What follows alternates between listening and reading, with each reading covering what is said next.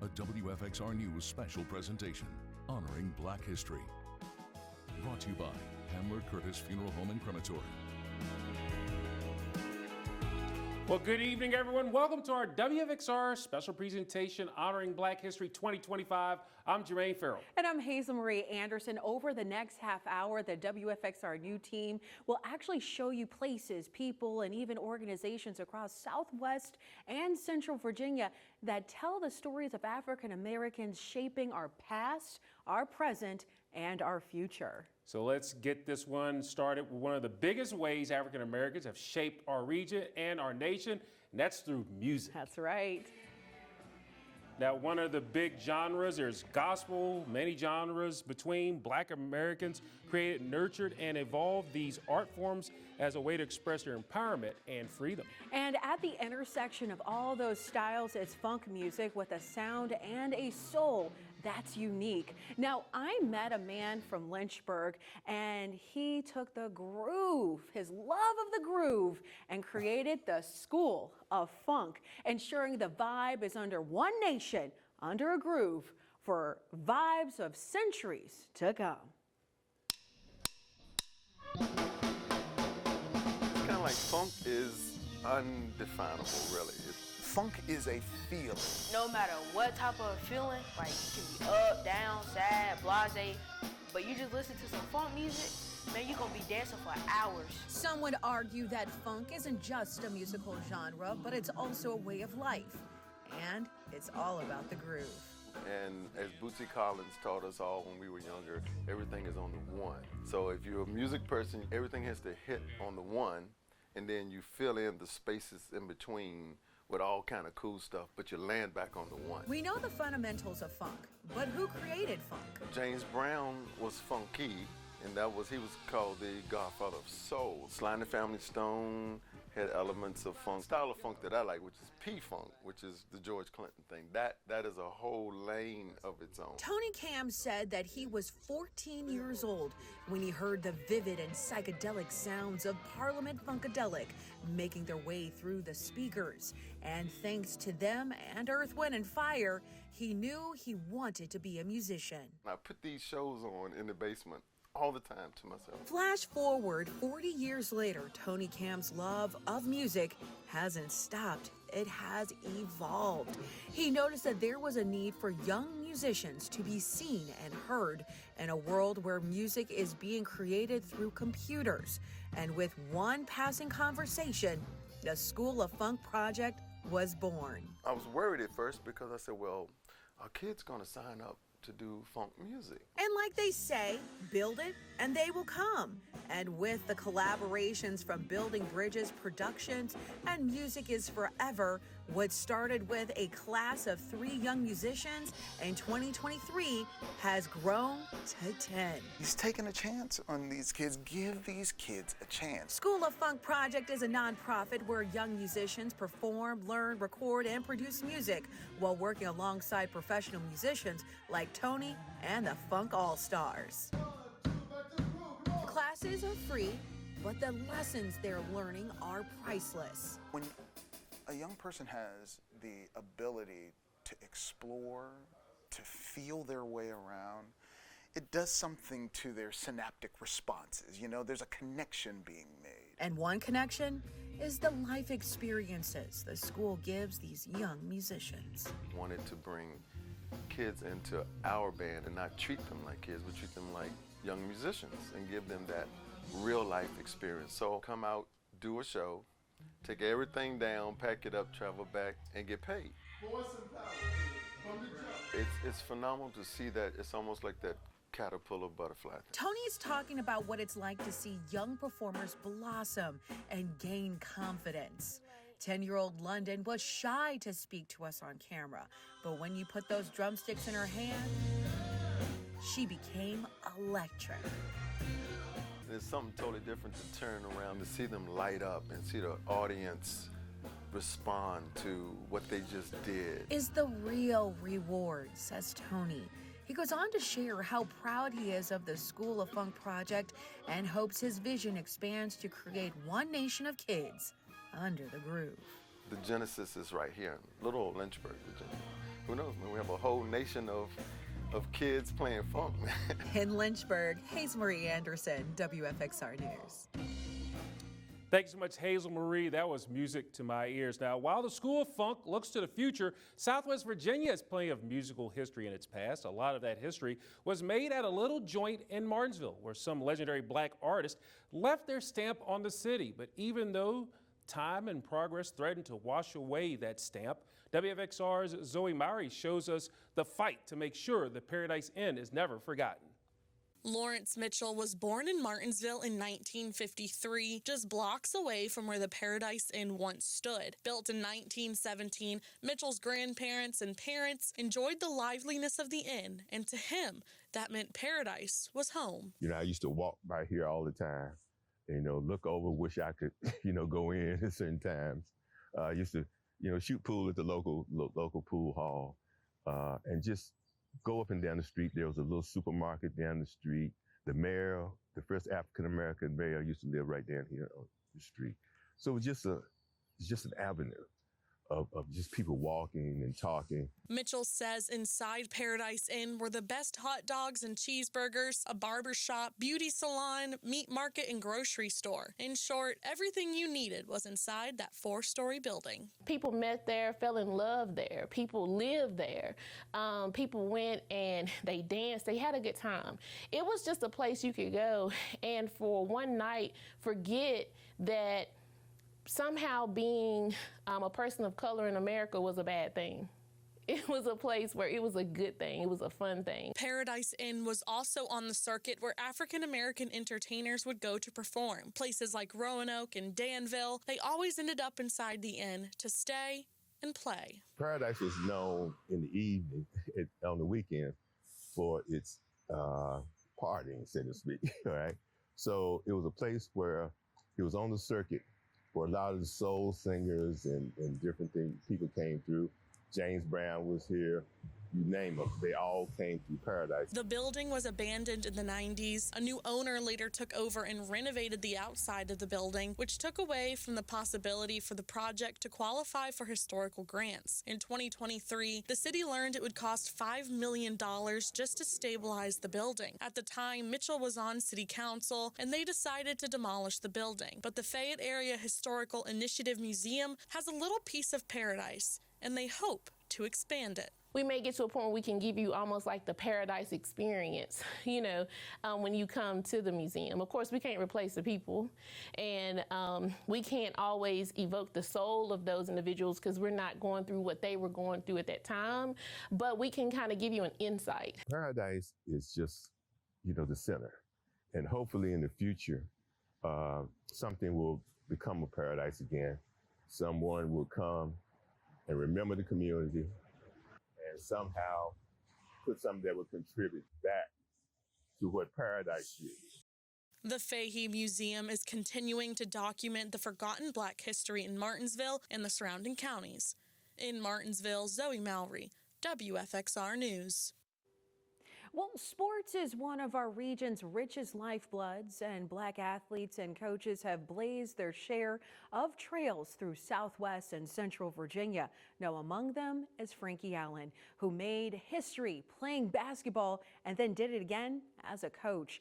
WFXR's Ryan Moy caught up with him about his career and how his journey has helped pave the way for others. The word impact means to have a strong effect on someone or something. And for the first Black student athlete at Roanoke College, Frankie Allen, let's just say he's the living embodiment of the definition. It was not easy being the only Black student on campus in 1967. And you had to understand that the 60s were kind of some turbulent years. There were a lot of things going on. There was campus unrest, there had just been an assassination of a president 3 or 4 years earlier. So there were a lot of political things that were going on. The former Roanoke College basketball player is one of the most decorated in Roanoke College history, with records that have yet to be broken. He then would become the first Black head basketball coach over at Virginia Tech and in the Commonwealth. And with all the amazing accolades, it's the doors that he opened that he's most proud of. If this thing had gone the wrong way, it would have been maybe a bad stigma for a lot of other young players, not to be able to move up, especially young Black players, young talented kids. to have that opportunity. And after, doing some of the things that I did, it opened the door for a lot of other schools in the area, in the state, in the bordering states like North Carolina to take a chance on these young black athletes. And again, it put us in the mainstream of what the culture was going to be evolving to as we speak. His time on the floor has led to multiple Hall of Fame honors, including Roanoke College, Virginia Sports, and more recently, the Small College Basketball Hall of Fame. When I got the call for the Small College Basketball Hall of Fame, that just kind of blew my mind. I just said, wow, I can't believe it after all these years. And just figured that it recognized, what I'd done in the past, and it kind of highlighted, my career, brought it full circle, so to speak. For Allen, he's grateful to people like his mother, former head coach Charlie Moyer, and current Roanoke College president Frank Shushak. But he also owes a lot to his teammates that continue to support him on and off the court. I was really, truly blessed, the fact that my teammates were just good guys. Like in other words, that locker room was kind of a sacred place. One of my closest friends, it was a second black basketball player to come, this guy named James Sticks Stewart. He still lives in the Roanoke area, and we laugh all the time about it because Sticks said, man, I wouldn't come here if it hadn't been for you. And I said, I was just looking for somebody else that I could kind of hug, and we'd go to the same barbershop. Then it was Hal Johnston. I can't say enough about him. He was from Salem, and I think it helped me in the community because, away from Roanoke College, we have to go out and do different things.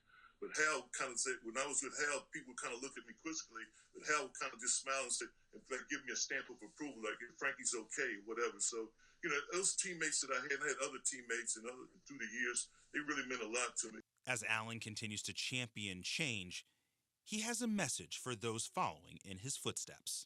The only question I would ask right now of this generation coming aboard, kind of look back and see what people did before you and see if you can't carry on some of that legacy. In Salem, Ryan Moy, WFXR Sports.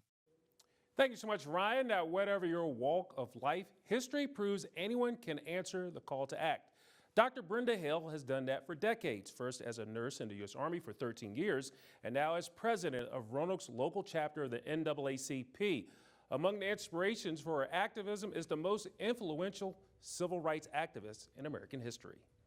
It goes back to Dr. King. The minute that I met Dr. King in 1963 at Central High School in Bridgeport, Connecticut, he pulled my pigtails. I wore pigtails even in high school. And I became a student of Dr. King and his message of nonviolence and fighting for individuals. And it didn't matter what your station in life was, especially if you were oppressed. And there were so many people oppressed, not by their own choice, but the situations and circumstances that were showered down on them. So if you know history, we came up from slavery. So whenever you think back to your ancestors, if you really understand what they went through so you can have the rights that you have right now, then there's no reasons why you shouldn't want to fight for other people that cannot do the fight. Everybody is not chosen to be that fighter, So if you're chosen and if you're blessed in that regard, then I feel like you can't turn a blind eye to it, and you must serve.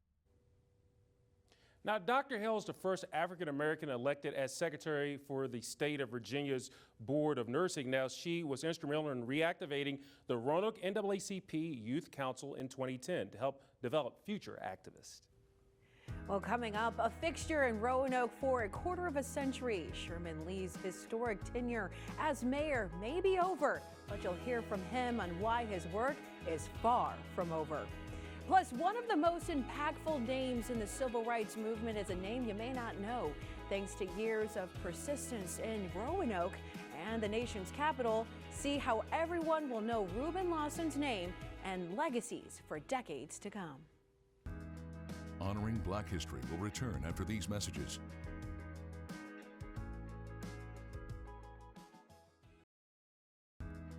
We now return to Honoring Black History. And welcome back to Honoring Black History with a man who's made plenty of it in the city of Roanoke. Sherman Lee served 20 years on the city council, then 8 more as mayor. And while he's out of office, now he tells WFXR's Ron Marasco he's far from done working for the city he loves. Former Mayor Sherman Lee loves the Star City so much, he still attends public events, even in retirement. 1, 2, 3. Whoa! There you go. Recently, he cut the ribbons celebrating the grand opening of the new fire and EMS training center in the Riverdale community. I sat down with Mayor Lee at the event to talk about his time in office and life afterward. Public service is getting more and more demanding now, and again, I have spent a lot part of my life in public service. No more official duties, but unofficially, he'll remain engaged. But I want to stay active. I just don't want to just walk away from everything. He says he's proud of much of his work on the council, including buying key pieces of land, Roanoke being named an All-American City several times, working to help curb domestic violence in the city, and partnering with Carilion to ensure it remains a top-notch medical facility. I feel within the next 5 to 10 years, we'll be one of the best medical research facilities on the East Coast, and we're going to put pressure on Duke University and Johns Hopkins University. We'll be sitting in the middle. But it's the people and the relationships, Mayor Lee says, that make Roanoke special. We're a welcoming, engaging community. He also recognizes the contributions African Americans have made to the city. We have a lot of black history here. I really admire the progressiveness of African American citizens here in the city. He points out several city buildings bear the names of distinguished black Americans and also points to a statue near City Hall. We recently had a statue of Henrietta Lacks built there. She was the lady that had the sail that wouldn't die. Mayor Lee also takes pride when talking about his youth basketball league. Lee Youth Outdoor Basketball League, which brought police officers together with young people. And speaking of pride in basketball, he gushes about his favorite team. The Lakers were just an organization. They were always prepared, and I enjoyed how they worked and played under pressure. And I'm hoping with LeBron James now they'll get back to win another championship. Another banner for the Lakers, reminiscent to the banners we see flying downtown. I think there's some good things happening here, and I'm proud to be a citizen of the Star City of Roanoke. And many are proud to say Sherman Lee was their mayor. In Roanoke, Ron Marasco, WFXR News. Thanks, Ron. Well, pivotal moments in history don't usually happen on their own. Someone has to make them happen. A man named Reuben E. Lawson is responsible for a seismic shift in the civil rights movement, and now his name will be etched into the city for many years to come. WFXR's Sydney Jacksheimer has the story. I knew him as somebody who was quiet-spoken, but really determined. Born in Danville, Reuben Lawson spent his adult life practicing law in Roanoke. He served as the NAACP lawyer in the Star City, working alongside Reverend Edward Burton, who was the group's vice president. And to be able to work with the lawyer in our community who was taking these cases to court one by one, and it must have been the right thing to do because every case he took to court, he won. Those cases integrating schools across Southwest Virginia in the 1950s and 60s. You know, there was great resistance to following Brown versus Board of Education, not just in Virginia, but all across the country. And so Reuben Lawson said, hey, we're going to try to enforce the law of the land. And so he brought the cases that integrated Roanoke City schools, Salem schools, Roanoke County schools, Lynchburg, a number of rural districts in this region. Lawson died shortly after in 1963, and many worried his legacy might die with him. That wasn't until a few years ago when Roanoke lawyer John Fishwick started learning more about Lawson and his impact. He was a real trailblazer, which fueled Fishwick's efforts to rename Roanoke's federal courthouse, the Richard H. Poff building, to the Reuben E. Lawson building. It's a great feeling. You know, it's been about a 2.5-year project that we worked on to rename Roanoke's federal building after Reuben E. Lawson, a federal civil rights trial lawyer, a trailblazer, a real icon in this area, who died young, kind of somebody who'd been forgotten in the history books, and I think we were able to bring him back to life. While the sign right now still reflects Poth's name, the renaming is etched in federal law. Introduced by Senator Mark Warner, passed by Congress, and signed by then President Joe Biden. Ruben E. Lawson Federal Building. I think telling the full story of Virginia, the good, the bad, the ugly, and recognizing people like Ruben Lawson that might not have been a household name is part of a 21st century Virginia. Once the sign outside the courthouse is updated, advocates like Fishwick and Burton say it'll be a monument to the continued progress that defined Lawson's life. I am really enthused that the building would be named after a man who had really worked so hard and who had worked smoothly and who had helped us to bring about what needed to be done in that day and time.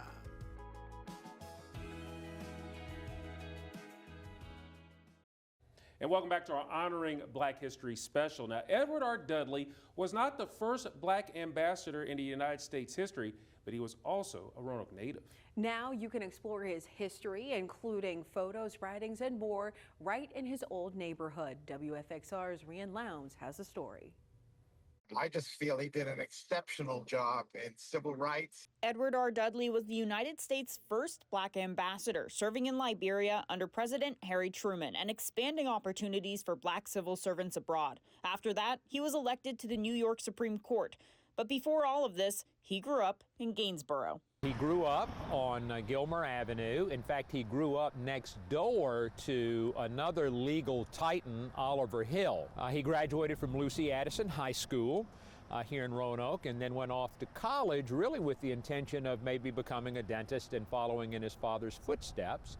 But he ultimately went to law school. Former mayor and local historian Nelson Harris applied for the historic marker that now stands on the corner of Gainsboro and Gilmer, memorializing Dudley's career and impact. I always find these markers to be educational, sometimes inspirational, as is the case with Edward Dudley. The barrier breaker's son, Edward R. Dudley Jr., came to Roanoke in December for the unveiling. To see so many people that were excited to learn about my father was just a wonderful experience. Immediately after, he donated a collection of his father's photographs and letters to the Gainsboro Library. After a visit to the Virginia Y. Lee Room to see the contribution, I caught up with Dudley over the phone. A lot of papers, I'm 82 now, that I thought were interesting. I thought it would be nice to have them in Roanoke. It all started when, I wanted to try to help my father, who I think is a terrific hero of this country, to get more known. The collection includes letters to and from historic figures, Representative Franklin D. Roosevelt Jr. and colleague Thurgood Marshall. Dudley had an extensive career as a civil rights lawyer. Before his ambassadorship, Marshall recruited him to become special assistant at the NAACP, where the two men fought for equal pay in schools. Even though you come from slavery, my father always felt that he was exceptionally smart and could do anything on merit. That was one of the biggest problems of the separate but equal schools, is blacks felt inferior. And he was one person that absolutely was confident that given the chance, he could do as good a job as anyone. And that's the inspiration that you get from him and his story. Honoring Black History will return after these messages. Welcome back. Well, the Roanoke Tribune has been making and recording Black history in the Star City for more than 8 decades. Indeed, Hazelmarie, and it has no plans to stop. WFXR Sam Graham has the story. Stanley Hale was truly born to be an editor at the Roanoke Tribune. He's the son of current publisher Claudia Whitworth, who took the paper over from its original owner, her dad, in 1971. And while Hale had been helping his mother out since he was 11 or 12, it took a little while for the paper's significance to sink in as an adult. I had certain friends that kept, kept stressing the importance of this paper to me, and I was like, wait a minute, am I missing something? Growing up, he explored other passions, but ultimately he was drawn back to the family business, a decision he says has been incredibly fulfilling. I get a little bummed out because I'm in the news and I'm inundated with it, but I keep thinking, baby, it's gonna be all right. It's gonna be all right, because goodness always rises.